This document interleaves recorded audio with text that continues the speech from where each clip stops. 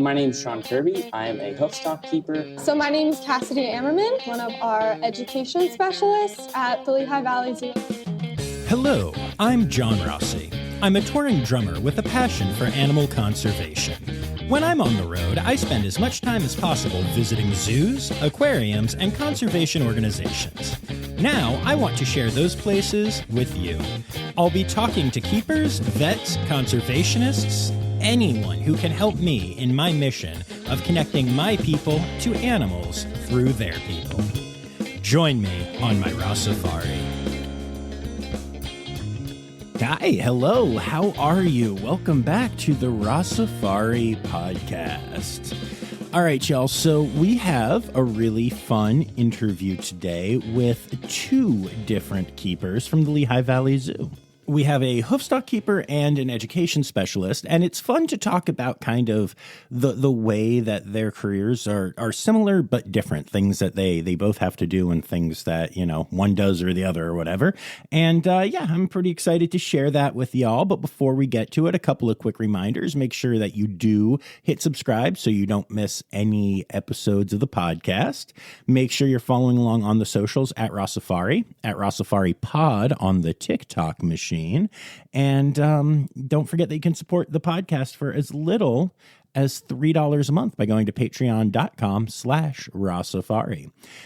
So yeah, not a whole lot to say going into this one. I think that the two people that I spoke to, Cassidy and Shawn, are both very eloquent and tell their own stories very well in very different ways. So without further ado, let's get to it. Here are my interviews with Cassidy Amerman and Shawn Kirby of the Lehigh Valley Zoo.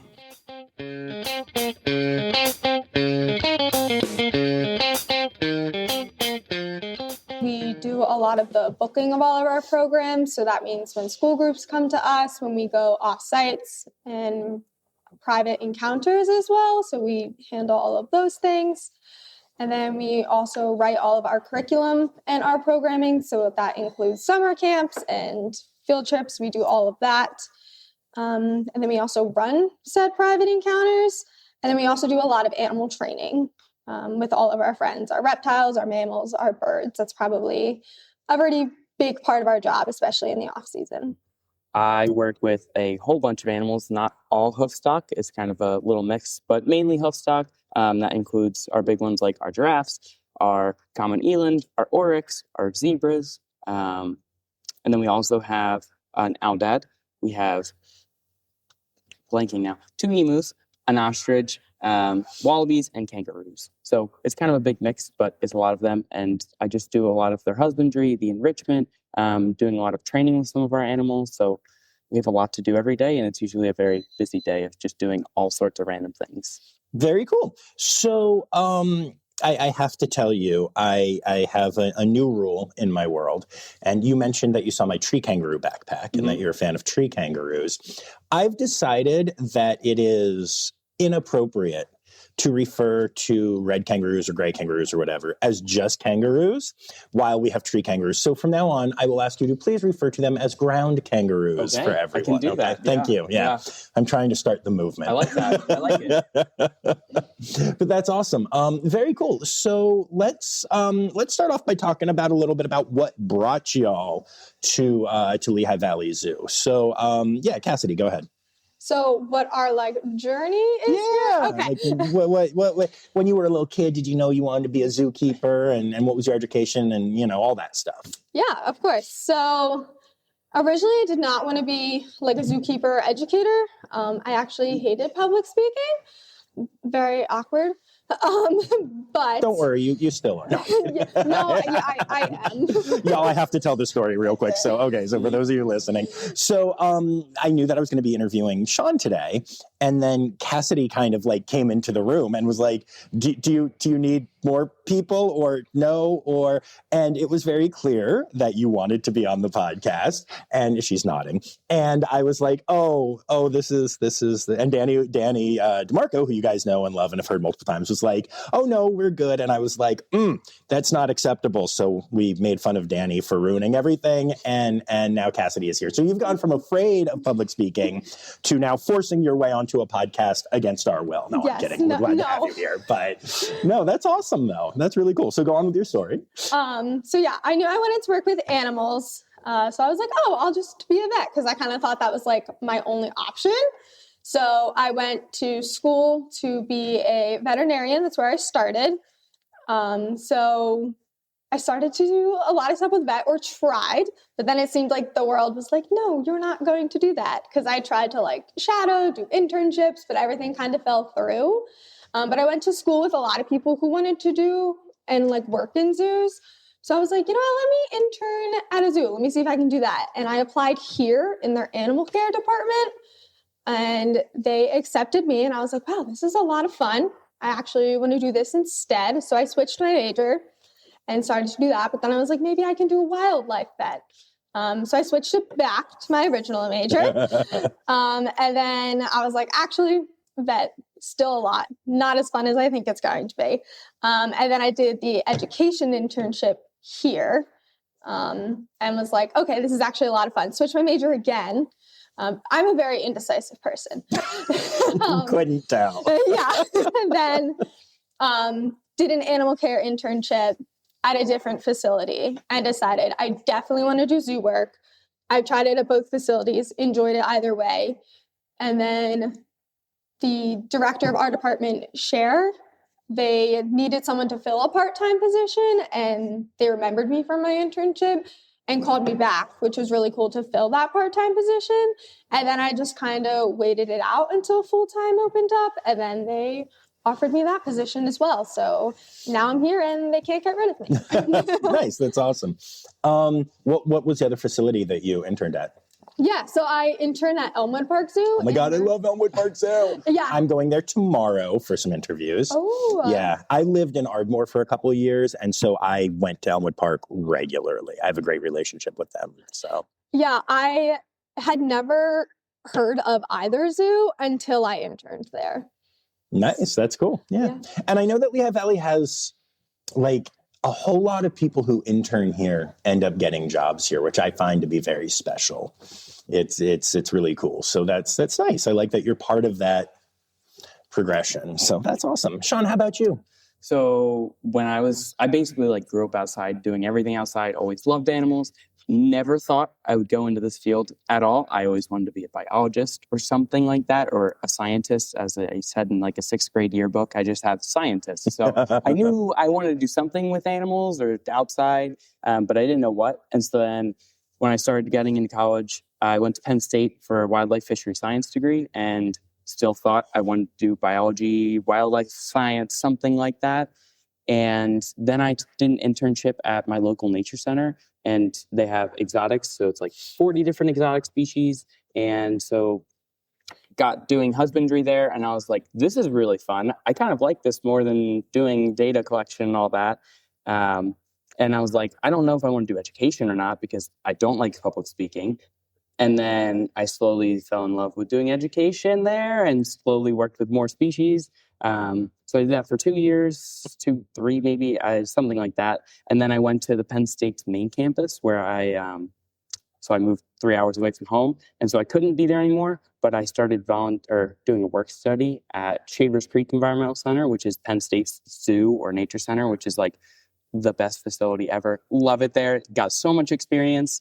I got to work with native raptor species and native herps. So it gave me a lot of new information and species that I'd never worked with. And so I was like, it's definitely pushed me more towards doing the zoo stuff. I still have professors trying to convince me to be like, you should go into doing field work. And I was like, I don't think I want to do that. I like this and training with animals rather than mark and recapture stuff. So I got a ton of experience there. It was a really great place. And then I graduated in this past spring, and I was like, I need a job in this field because it's really hard to get one. So I started applying for places, and the only place I got back was here for a seasonal keeper position, and I got it somehow. I was in shock. And then I started there, started here in May, and then a full-time position opened up, and so I applied and I got it. So now I'm here full-time, and it's awesome. Nice. That's very cool. So one thing that I notice in both of your stories is that you know, and this is common, especially early in your career, but you took the job that was available, which is good and which is important.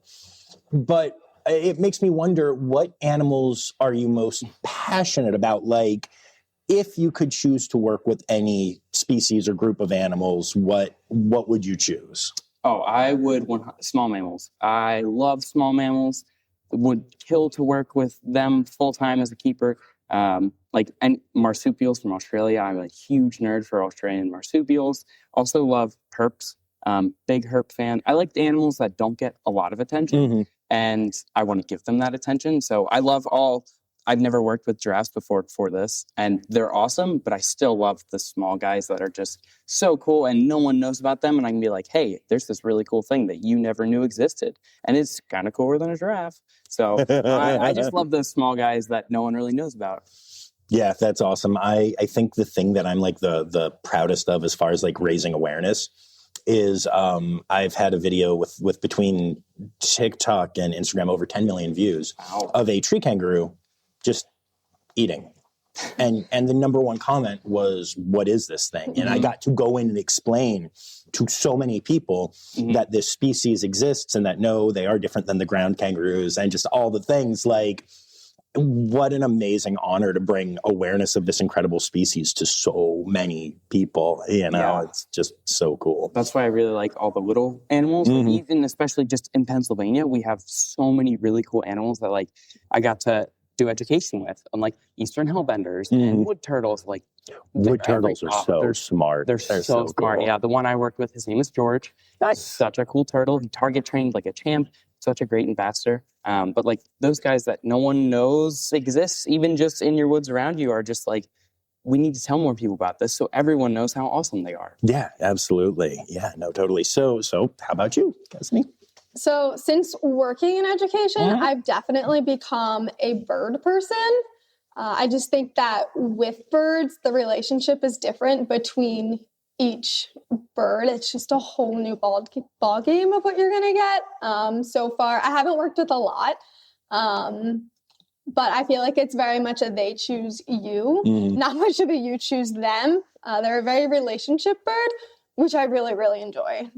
We did have a parrot, and he had his moments, but he really liked me, which was fun. He was very talkative. He had lots of things to say, lots of thoughts and feelings. And then we also have a crane as well, who is very loud. And he is also very relationship based. But we just got a owl in that, yes, he has been a lot of fun to work with, especially since I've never worked with a raptor before. And I'm learning so much about him and how to care for raptors, especially as they in a zoo setting, as with like their weight management and with them being like a flight bird. So I'm not only learning about him, but like also as myself as like a trainer. So I feel like with birds, you kind of never know what you're going to get. And like working with them, like every single one of them is a little bit different, which has been a lot of fun. No, definitely. Yeah. The bird training stuff that I've gotten to participate in is some of my favorite. It's so fascinating. And like you said, the way that they choose people is so wildly interesting. Tell me more about this owl. What kind of owl are we talking about? Does it have a name? All the things. Yeah, so his name is Beauregard. Okay. But we call him Beau for short. It's a lot easier to say. And he turned 1 in March. March 18th is his birthday. Nice. And he came to us from the National Aviary. Okay, great place. Yeah, so we did drive down and we got him. A couple staff members went down, got him from there. And we got him not this past August, but the one before that when he was just a couple months old. And we kind of got right to training him right away. We do go down and we weigh him in the morning because we do adjust his food based on how much he weighs and the temperature.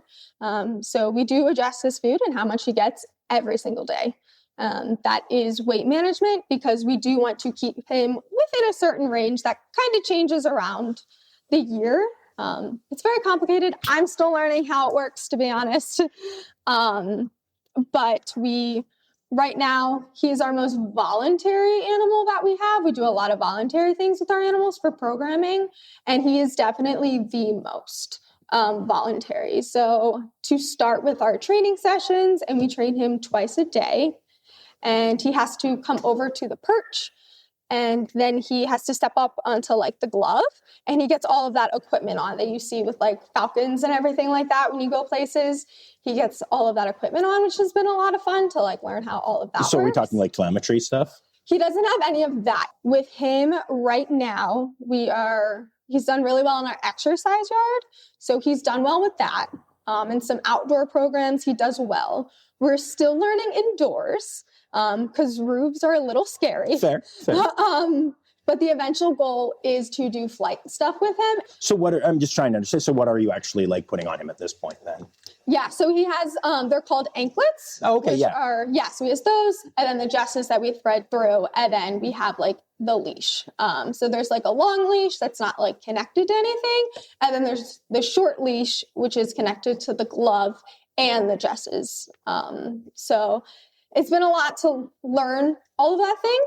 And it's been like a lot of a journey with him, but he is an incredibly smart bird, and he picks up on it. But it's definitely like a relationship. You kind of start it slow, and I mean, with all training, and like Shawn would know with all of the animals, it's building a trust bank with all of your animals. And with him, like it's definitely building a trust bank as you like start, because we do throw him into new situations, and some things are very scary, and we're like, what happened? Because we have to think about, he can see and hear things that we don't see and hear, even if we're like, we have no idea what just happened. So it's been interesting, but a lot of fun with him. That's really cool. Yeah, I love, like I said, I love training in general. I love bird training, and free flighted stuff is just fascinating. I spent some time out in Escondido with Hillary Henke doing some free flight stuff. I actually think I might be going back there soon. And then also the team at Southwick Zoo has switched to free flight stuff this year. And I have a great relationship with that whole team, especially their team leader, Danny Larson. And actually, if you listen to today's episode of the podcast, they just had their first fly off, and Danny hopped on and talked to me for 40 minutes straight about every aspect of it. And it was a successful recovery, but the bird was gone overnight, and it was like scary, and really like talking through every step of it was so vulnerable and so cool of Danny to do. And I'm really proud of it. So, you know, worth listening to, honestly, just as you guys prep for that, because it'll happen. There's never been a free flight trainer that doesn't have a fly off, like ever, you know? So yeah, I've done a lot of work with the NEI team too. So Steve Martin and Amy Fennell and those guys. And yeah, it's amazing. I was actually there for a fly off from their team at Roger Williams Park Zoo when some military macaws decided to go check out an airport instead of the zoo. And you know, it all worked out. But yeah, it's whole, like, everything that you talk about in the zoo world is like, you know, like you said, they're roofs, and they're like, you know, there's you're in the habitat, and a giraffe isn't going to fly off. Yeah. And then you're just like, oh, and let's let our birds just have the whole sky, you know? And like, even as I was driving in here, I saw like a huge hawk just out right by here. And it's like, oh, that's an antecedent that you can't prepare for, you know, as easily. So that's very cool. I think that'll be a fun experience for you. So Shawn, since we're talking about training anyway, what are some of your favorite animals to train? So right now I'm working with 3 of our animals. I'm working with our 2 zebras and then our ostrich. Okay. So that has been really fun, way different than any other animal I've trained before. The animals I started training were chinchillas, and, conure, and turtles. And so now switching to animals like this, it's way different, but super fun, and the concepts are all the same. So our 2 zebras, Glenda and Riley, they are the best animals ever. Super great. When I started here, it was like, if you walk towards them, they walk the other way. They really didn't want anything to do with people. They didn't have a good history with people of like just building a relationship. And when I was a seasonal, I wasn't training with them, but I was like, I just want to have a really good relationship with these animals. So I started just slowly like standing there with hay and seeing if they would take it. And eventually Glenda came up and she just like very slowly took it from me. And then from there, I just kept building on it. And so now I'm at the point where I'm target training with at least Glenda. Riley is a little bit younger. And so she's still trying to figure out if she wants to do this or not, but she's made really good progress too. But the target training I've done with Glenda, the zebra, is really good. She's like a rock star. She will do just about anything now. I have her like running between A to B. I'll like target her to one spot and then run down real quick and cue her to the next, and she like trots along. So it's been a really good progression in only like 2 months maybe of her training. So she used to not take food like through the fence at all if she could see me, and now she's basically trying to eat my fingers while she gets the food. So it's been a really great progression, and she's just a rock star. Same thing with Bane, our ostrich, which I've heard different things about ostriches and their intelligence, like their brain is smaller than their eyeballs.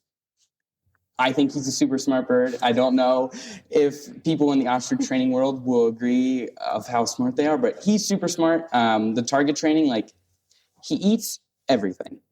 One thing that I've learned about ostriches is they will eat anything. And so when I started target training him, I just presented the target and he just kept trying to eat it. And he still kind of does. He just like pecks at it like he wants to eat it. And I was like, are you understanding this? And I think he is now. He gets really ready when I show up for a session. He like does this little trot and runs over. And then right away, he always dances for me. It's like a 2-minute thing, so I have to give him a 2-minute dance break in the beginning of our session. So that's always fun. But I've started trying to do color differentiation with him. So he has a red target. I presented a blue, and now he just looks in between both of them, trying to decide which one he wants to pick. So I'm taking that as he's understanding the targeting. So he's been really good at doing that. But it's a little bit different than Bo's training because Bane can't really fly off. Right. He just runs away and then dances. So it's a little bit easier in that sense. And it's a little more controlled since I usually do it in his holding area, which has less things and antecedents that he can get distracted by, but he still gets very easily distracted.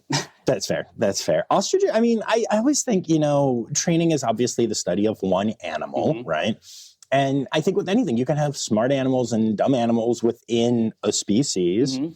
And yeah, they might have, the upper limit of intelligence of one species might be lower than the upper limit of another.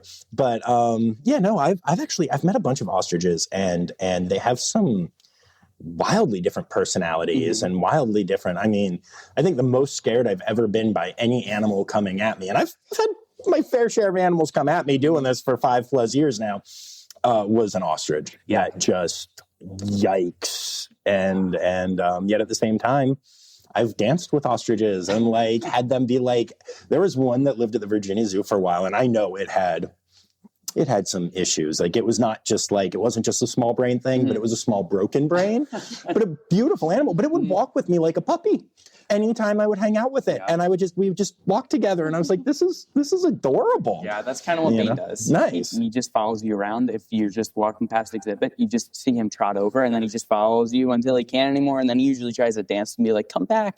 But it doesn't work for him. That's funny. Now, I am curious. So you're talking about training and building these relationships and stuff.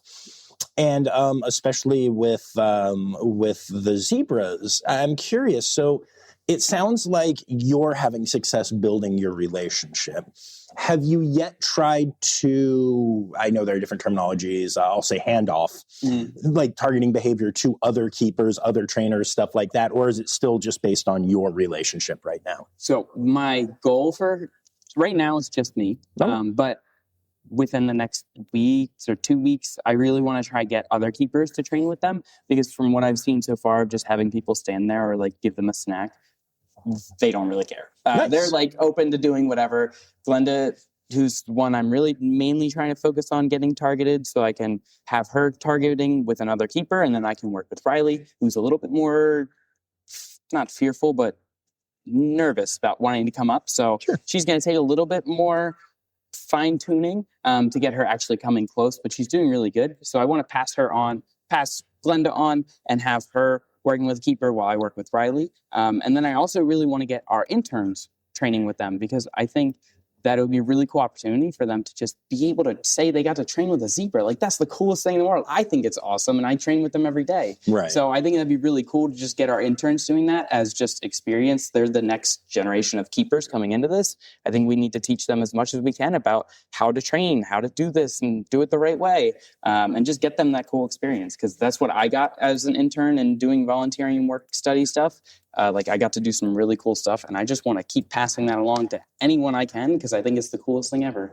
Yeah, that's awesome. I think that the facilities that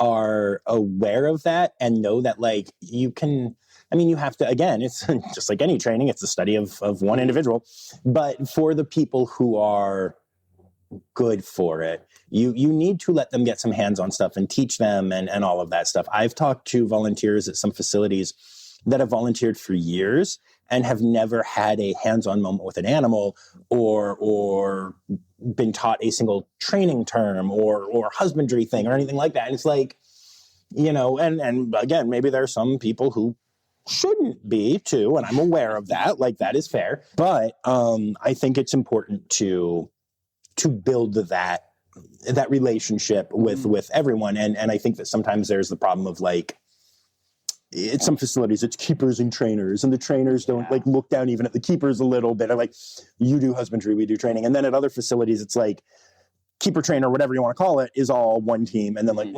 you're a volunteer. And it's a shame, because I also know that at a lot of those facilities, those people feel very overworked and very tired. And it's like, you have people, you know, so. Yeah, I agree. That's why I want to have everyone and anyone who wants to train with the zebras and Bane, let's do it. Like, let's let everyone train. It'll be great for the animals, build great relationships so that they don't have to be nervous around anyone. Like, let our vets come in. Let's have our vets here when we train. Like, I just want to have everyone train with the zebras so that they can do a great thing, and then everyone else gets to do a cool thing too. Yeah, no, that's really cool. Especially Steve.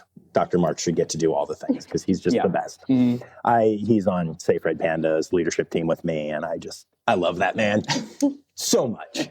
But cool. So let's talk about the education stuff that you're doing. So you do offsite programs and you do stuff here. And so just kind of give me an overview of what you're doing. So yeah, we have our offsite programs are called Zoo Reaches, and they are hour-long programs that we do. We bring either 3 or 4 animals with us, and it can be from any one of our taxa that we bring with us. Some animals are limited for how long they can be offsite. All of our animals do have some sort of limitation for how long they can be away from the zoo. And then as for on-site, we do have our typical, we have like 30-minute where we just bring 2 animals out with us, and we do like a presentation to groups that come to us. We have our zoo tours. We have programs that focus on like life cycles, adaptations that are a little bit more catered to like what students are learning in class. We also do have some programs that help Girl Scouts and Boy Scouts fulfill their merit badge like requirements. So we are part of that a little bit. And then we also have our private encounters as well. So we have our sloth encounter. We do have seasonal skunk and crane encounters. And then we have our raccoon encounter as well. I heard you met Miko. Miko is one of my favorite animals I've ever met. Yes. Miko is incredible. She is the absolute best. Spend all the time with Miko. Yes, she is. I get to train her today, and I'm going to see if I can give her a pumpkin. Ooh. Yes. But then we also have our pumpkin encounters. Can I leave that in? You absolutely can. Thank you. I love you. I was trying to say penguin. It makes more sense. Yeah. I would do a pumpkin encounter too, though. They're pretty cool. Yeah. We'll carve pumpkins and then we'll give them to any of the animals that can have them. I think that would be great. Yeah. And then we have our penguin encounters. And then we just added reptile encounters too. Nice. So those are a lot of fun to run too, because they're a little bit more like one-on-one with people and a little bit more like personable, which is what I like. Right. So I'm curious, herps are not exactly the most beloved or booked things in the world, although I love them. Turtles were my first passion, and I still love them so much. How have herp encounters been going? And do you get people that are excited? Do you get people that are scared? Like, talk to me about that. So we haven't gotten too many of them so far. We haven't had it on our website for that long either. But the ones that we do get, they're usually pretty excited when they come to the zoo. Nice. To see our reptiles. We do try and bring a variety. So we usually try and bring like a turtle or a tortoise, and then a lizard, and then also a snake as well, and then try to bring some of our bigger friends as well. So we have a blood python that we'll try and bring out. Her name is Helix. And then we also have a tegu that we might try and bring out, Maury. So we try and bring some of our bigger friends, and then we'll have them help out with training as well, if that animal is up for it as well, because we do have Maury. He trains. So if he's having his snacks, if it's the right time of year, he will train. He's very good at it. But usually the people that we get who sign up for the reptile encounter are excited about it because it's a very like niche encounter. Right. Kind of the same with like Miko being very niche. People are usually very excited about it. We're very excited to run reptile encounters because we don't get many. Yeah, that's fair. That's fair. It's interesting to me though, because first of all, reptile people are hardcore.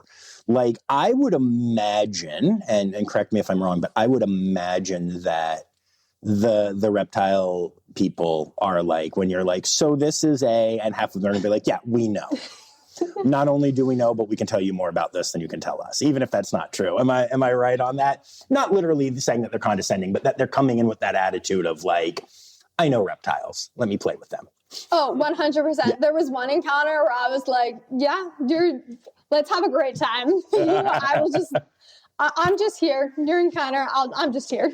Like, yeah, it definitely happens sometimes, but that's when it's just like a conversation and you're just like, I'm here. There's a lizard. We're here.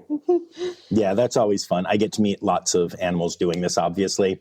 And especially when it's something I really know, like red pandas or something. It's like, yeah, it's just like, okay, so we're not doing an encounter. We're just hanging out. I'm like, yep. And it's like, okay, thank God. Like, I don't have to say the same facts for the 100th time. And I know as an educator, you do like doing that. Like, that's cool.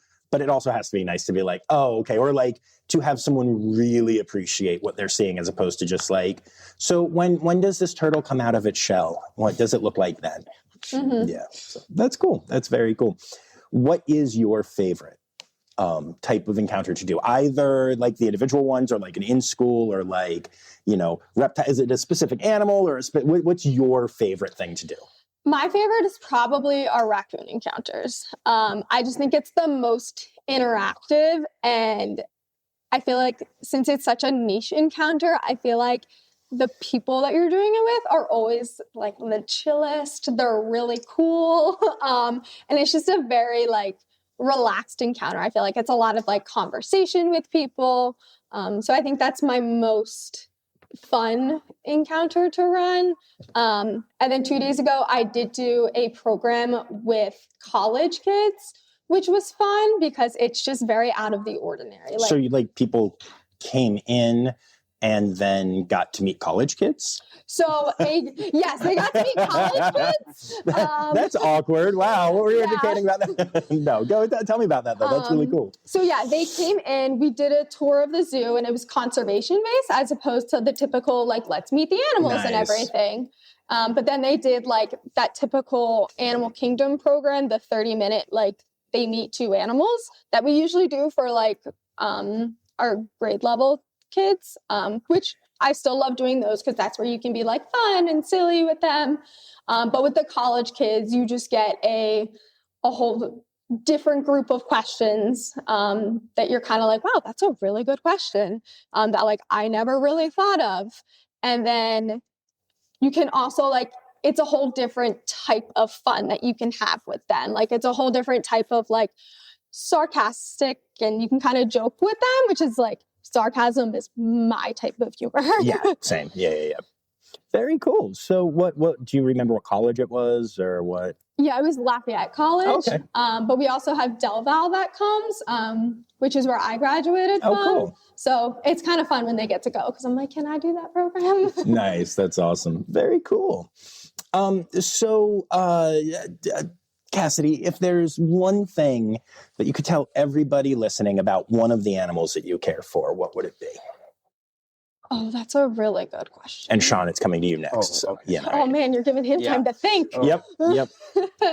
I would say definitely give our snakes a chance. There's always that preconceived notion that people are like, oh, snakes are kind of spooky. But snakes are actually really, really cool once you start to learn about them. Even our blood python Helix.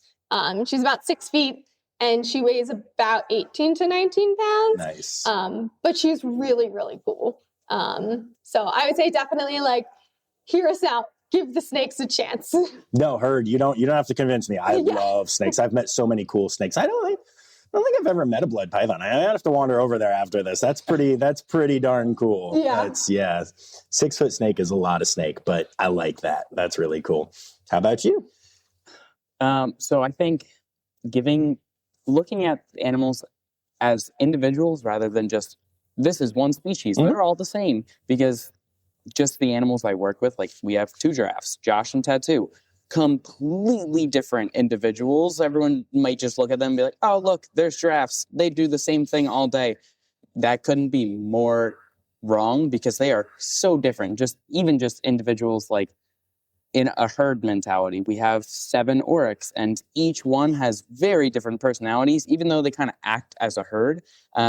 It's just a good way to look at it. It's just like, don't just generalize with every single animal and expect them all to be the same, because they're really not. Give each one a chance, because you never know what you're going to see. I bet you're going to notice some really cool things if you just take some time and like look at each one and see what they're doing and just give them a chance to do their own thing. Absolutely. And not only does that go into training, which we already talked about, but also even I think that's something I encounter a lot with having an online presence and talking to people, especially in the anti-zoo crowd and stuff, is I've encountered this thing where like every once in a while, and it happens a lot with elephants. Now, people are passionate about elephants, and I did that whole drumming with an elephant thing a couple times, and I've gotten like death threats for that. Like literally like elephant people are their own thing. But like I know of a couple elephants. I can think of 3 right now in the country that like to be alone or with their humans. They are not ever good. They've never been good. They're all older elephants, but their whole lives, they've never done well in a herd setting. And some of them have the choice still and choose not to. And some of them are at a point in their lives where they are solo elephants. And that's the right thing for them. And I know not only the facilities that have made that decision, but they bring in external experts and they talk to vets, and you look at years of history and stuff. And yet people will complain about it and say, oh no, elephants need to be with other elephants. And that's true like 98% of the time, 99% of the time, whatever it is. But there are individuals, and it's the same thing with humans. We all, have things that we need, but beyond like even like with social stuff, like the 3 of us might all want very different things socially in a day, right? And I think it's so important to look at individual animals and understand them as individuals as best as you can and as best as they can communicate that and you can interpret that. And I think one of the big follies of a lot of the anti-zoo movement and everything is focusing on like, oh, I read this thing online. And I don't even mean like a bad source. That's its whole other conversation. But, all elephants need to be socialized. This one keeps trying to kill the other ones. Yeah. And then it's alone and it's really happy and its cortisol levels go down and it eats better and, Yeah, I do find that to be particularly fascinating. So I'm trying to remember, do you guys do giraffe feedings here? We do. I thought so, yeah. It's getting to the end of the season, though. Well, yeah, I mean. Maybe this weekend is probably like one of our last, if not the last. I can't remember when we're ending it. But since the colder weather's coming in, we should be ending them very soon. Makes sense. Yeah. How do the giraffes do with that? It depends on the day. Depends what's going on. If there's like giraffes, what I'm learning, like they like things certain ways. Change can be very scary for them. And just newer things can be scary. So like you could have a feed that's going great all day. They both come up, and our feeds are voluntary. So they choose to come up to the feed. If they don't come up, it is what it is, and we can't force them to do anything, and we want them to have a choice. Generally, they want to come up because they're getting really good snacks. They're getting to hang out with people they really like, and so they're coming up. They really like it. But like you could have a feed that goes all day, and then like I had one over the summer. It was the strangest thing. Great feed, both the giraffes, Josh and Tattoo, doing a great job, eating lettuce the whole time, and then someone who is a volunteer here who comes regularly came up with a cane. And I've never seen a giraffe get more scared. They both literally like jumped and almost jumped over a rock and then just booked it and was like, we're done. And I was like, what even just happened? So it's like every day, even just minute by minute, it's so different. But they're a lot of fun. It's one of my favorite things to get to do. That's really cool. That's fascinating. Is it an upper level feeding or okay? Yeah, it's an upper level feeding. Okay. Yeah. We do have an ADA deck. So down at like lower level at foot level, we have a deck where if you need a wheelchair or you can't walk up the huge flight of stairs to get to the giraffe height, we can have a keeper come down, and then you get to meet Josh, who's the one who comes over, and you get to feed him at his feet level. So it's a really good experience for anyone who can't make it all the way up the stairs, because it's a lot of stairs that I didn't realize how tall the giraffes were until you start climbing the stairs and you're like, that's how tall they are. Yeah, I always find I like feeding giraffes. It's one of those things that I've done so many times, and it never gets old. Oh, yeah. But only kind of recently did I start to experience a couple different places where either they do the feeding like at ground level or they don't, but I'm there so I get to just because I'm with the keeper or whatever. What a different experience to see a giraffe from down there and connect with it. Like it's one thing to just be like, oh, you have a big head and like, oh, we're up high, like you said. Yeah. But it's another thing to look up and be like, okay, you're coming, I'm 6 foot tall and I'm reaching up as high as I can. And you're still not down here. Okay. Like it is really awe-inspiring. Yeah, they're huge. It's crazy. Everyone who comes up is like, I never thought about how big they are. And like at our feed deck, you really only have like their head above the fence, or Tattoo, who's a little bit shorter than Josh, who's like 18 feet-ish. Everyone thinks he's the baby because he has to stick his head through the fence. He chooses to do that because he can get lettuce easier. So he just sticks his head through the bars, or just like his nose, and then licks it from everyone. That's so funny. Like, even still, he's just giant. But you only get to see their head. You don't get to see like their whole body and how big they are. But when you go down at their feet and look up at them, it's like, whoa, they're just huge. It's crazy. Yeah, it's awe-inspiring. Very cool. So before we get to our last two questions, is there anything that either of you would like to share about your jobs, the zoo, animals, anything? I mean, Betty's still a diva. That's it. Just leave it there. It's Betty's still a diva. End of question. Yeah. Perfect. Perfect. Love it. And then conservation organization that you'd each like to give a shout out to. So I have one, but kind of two. So there is the Pennsylvania PARS, the Pennsylvania Amphibian and Reptile Survey. So they go and do reptile surveys through Pennsylvania, and they get population data and see what species are around. I really love that. I'm a huge herper, and I love advocating for our native herps because they're so cool. And so that's one group I really like, and it's all like citizen science based. So you can just send in your observations and they get data on it. So it's really cool. I really like it. And then with them is another group called the Mid-Atlantic Center for Herpetology and Conservation. And that's another one. Great organization helping our native herps. Nice. Something that our nature store has actually gotten in recently are like these follow bracelets, and then also stuffed animals, and you actually track an animal like on your phone, and you can like see where it's gone, see its like patterns. So I saw you had them, and that made me like notice it. I'm actually a follow ambassador too. Oh, really? Yeah. Yeah, it's a lot of fun because it feels like interactive and all of that. So like that's been a lot of fun. Once we saw them in nature store, the whole department went and we got one. Nice. What animal do you have? I have the whale shark because we drove all the way down to Georgia to see the whale shark. So I was like, I have to get one. The polar bear because I have a thing for polar bears. And one of the seals as well. Nice. So that's just been a lot of fun because I feel like it's really interactive just to see and like learn and just to have on my phone. So I like that. Absolutely. Very, very cool. All right. It's time now, don't you know? We've come to the end of the show. But there's one tale left to go. You're gonna laugh and say, oh no. It's time for the Rossifari poop story. This is from an intern. This is the only one I can think of, even though I'm sure there's more.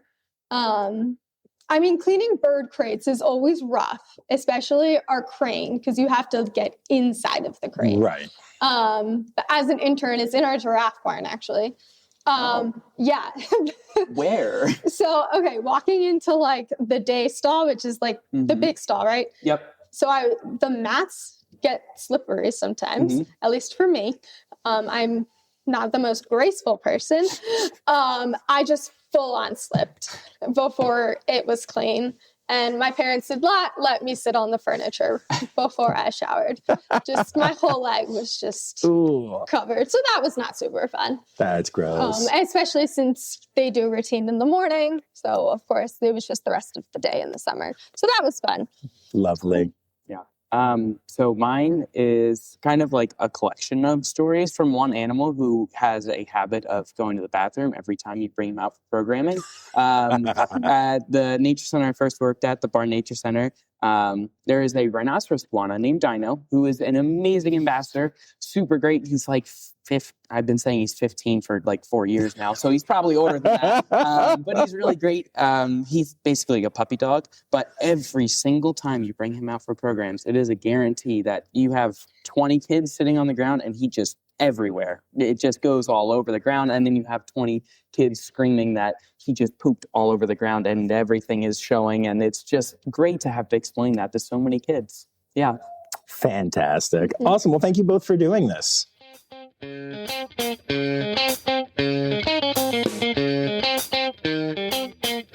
All right. Well, there you have it, folks. Another visit to Lehigh Valley Zoo, a place that I always love to go to, and love to feature some of the different animals there this time around. And of course, got to give a shout out to them for the incredible red panda habitat that they built that we covered last year. Just love it there. Love Shawn and Cassidy. Love Danny DeMarco. Just all the people there have been fantastic, and I really love spending time at that lovely little zoo. So yeah, before I get going, I want to remind you all to make sure that you're here on Friday for a brand new episode of Zoo News. And of course, I want to take a moment to say thank you to all of my patrons, especially my Red Panda level patrons, Dr. Laura Schenk, Dr. Stephen Williamson, Barbara Bennett, Jenny Owens, Melissa Reed, Carrie Kirkpatrick, John Lewis, who is also here for stickers, Kevin Williams, and Cormac McMuffin. Meow. We'll be back on Friday, like I said, and until then, remember, friends, the word credits backwards is Steiderk. The Rossifari podcast is produced, hosted, and engineered by John Rossi. Editing and fact-checking by John and Dr. Zoe Rossi. Our theme song is Sevens by Nathan Burke, performed by Nathan and John. Interrupting John theme and additional voices by Taylor Isaac Gray. You can reach John directly on Instagram and Facebook at Rossifari or by email at rossifaripod@gmail.com. Rossifari is part of the Daydreamer Media Network. Now, stop listening to me and go visit a zoo.